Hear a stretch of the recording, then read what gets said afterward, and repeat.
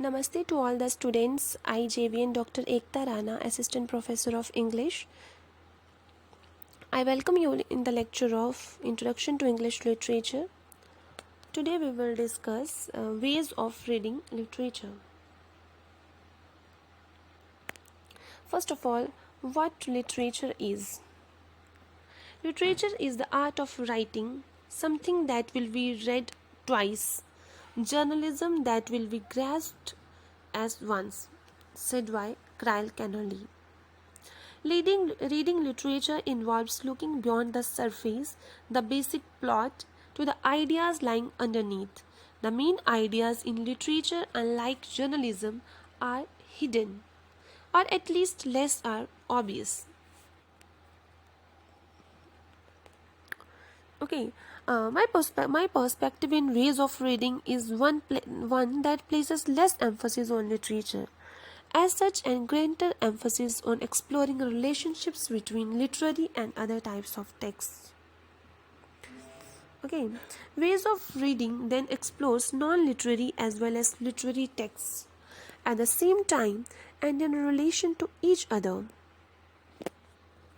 In this respect, wait.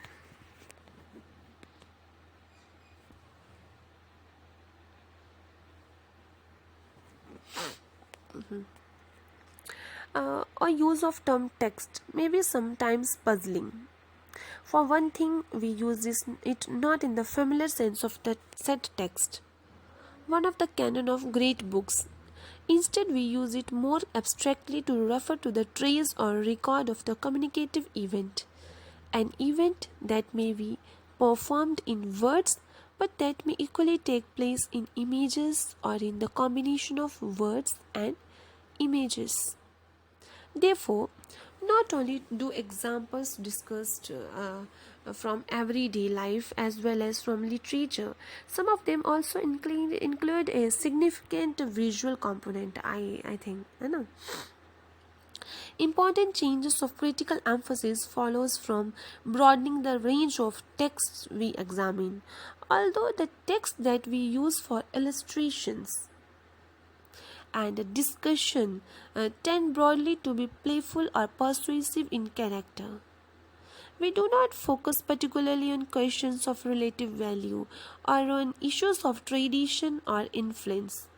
Instead, we focus on what might we call the rhetorical organization of texts, or how they work to create meaning and produce recognizable effects by means of identifiable techniques,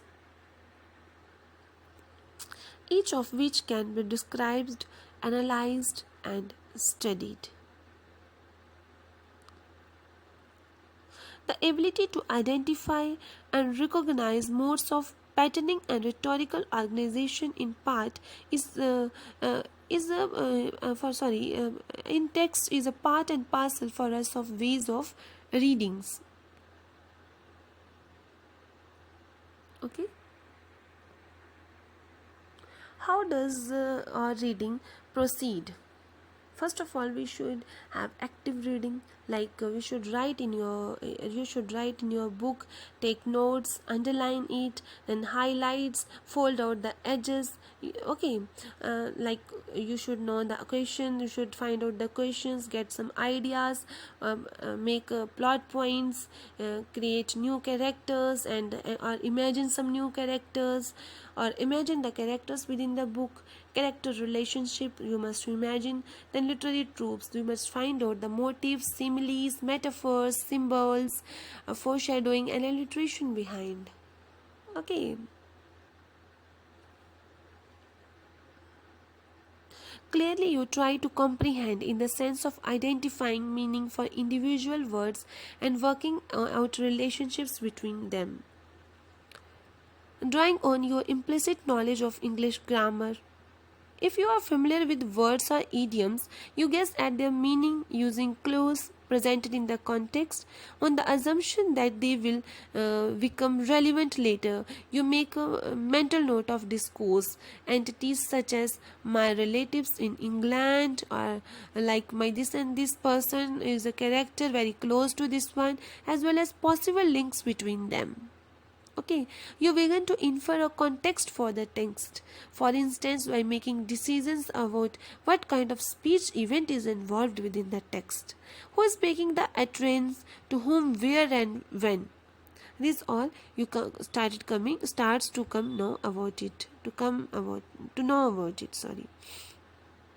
Okay, then subtexts. What are subtexts? The ideas are themes that are implied by a work of literature rather than plainly stated in the texts. Okay, then while it is important to understand what the writer is saying, it is also important to see what the writer implies or leaves unsaid. That is, okay, you have to think about it. Okay, seeing the subtext can be like solving a mystery, or the reader like a detective must search for clues. Just as a detective must carefully search a crime scene for clues, looking for even the smallest details, fingerprints, a strand of hair, an object missing or out of place, a reader must read carefully and notice all the details. Okay, unlike a textbook that might be skimmed for information, you must read literature word by word, carefully looking at all the details. Okay, thank you for today's lecture.